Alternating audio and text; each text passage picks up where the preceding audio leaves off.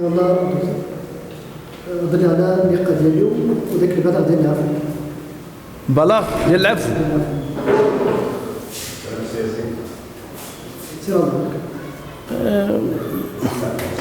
في اطار العمل ديال الحزب كما هو معروف به ديال التواصل وديال التواصل مع المواطنين وديال تقديم ما يقوم به الحزب على المستوى المركزي وعلى المستويات المجاليه.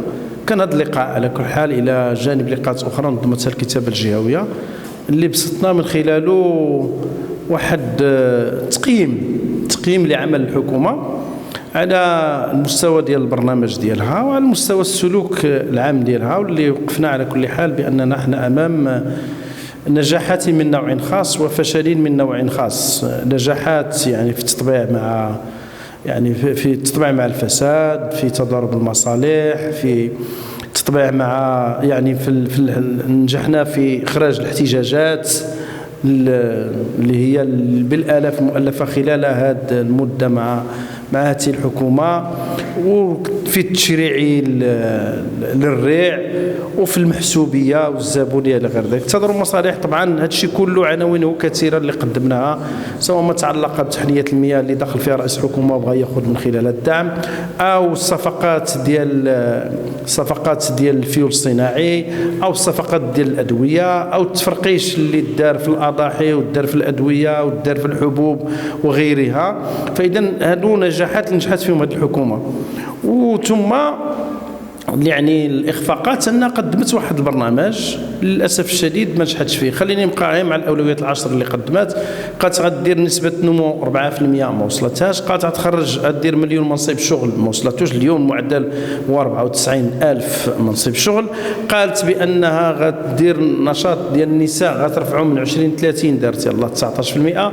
قالت بانه غدير الزياده ديال للرجال التعليم 2500 درهم بما لا يقل عن 7500 درهم، اليوم زادت 1500 درهم اللي ما كتساويش حتى نسبه ديال التضخم ديال 2022 و 2023.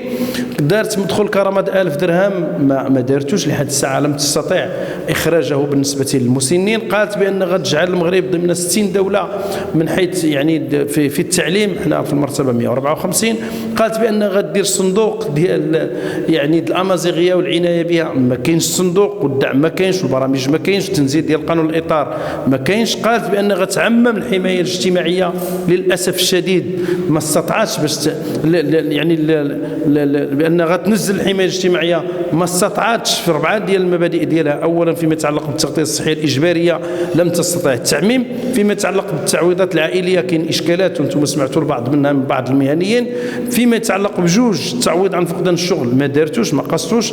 فيما يتعلق ب المعاش والتقاعد ديال 5 الملايين ديال الفئه النشطه في القطاع الخاص ما درتوش ما قصتوش، فضلا على الملفات الكبرى اللي ما قدرش تقيسها، لا التقاعد ولا مراجعه مدونه الشغل ولا قانون النقابات ولا غيره اللي ما قدرش تمسو. ولكن للاسف الشديد امام هذه الوضعيات اللي مع هذه الحكومه واللي كما قلت نجحت واحد النجاح باهر في مني خرجت الناس الاحتجاجات وهذا الفساد وهذا الشيء، شكون النتيجه ديالو؟ النتيجه ديالو هو انه عندنا اليوم واحد فقدان الامل، وعندنا تراجع خطير لمنسوب الثقه في المؤسسات، في المنتخبين، في السياسه، في الحكومه، في رئيس الحكومه. وهذا كيدفعنا باش نقولوا بانه هذه الاستحقاقات القادمه تسائلنا، ماشي غنجيو تسائلنا سؤال جوهري. هذه الممارسات الديمقراطيه اللي غادي نديروا، واش غادي نرجعوا بها المصداقيه، واش غنرجعوا بها الثقه للمواطنين، واش غادي نعزوا بها الاختيار الديمقراطي؟ الى اي حد هذه الممارسات اللي دارت هذه الحكومه غتدفعنا باش ان الانتخابات القادمه غتكون ترجع الامل نعتقد حنا من خلال اللقاءات ديالنا ومن خلال التقييم ديالنا للسياسات العموميه اللي قامت بها هذه الحكومه بانه كاين تعاطف كبير ديال الناس والمواطنين الناخبين مع العداله والتنميه.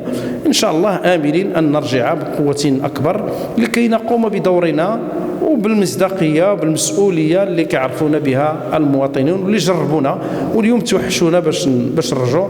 نحن مستعدون لكي نساهم ان شاء الله تعالى في خدمه بلدنا وتنميته وازدهاره.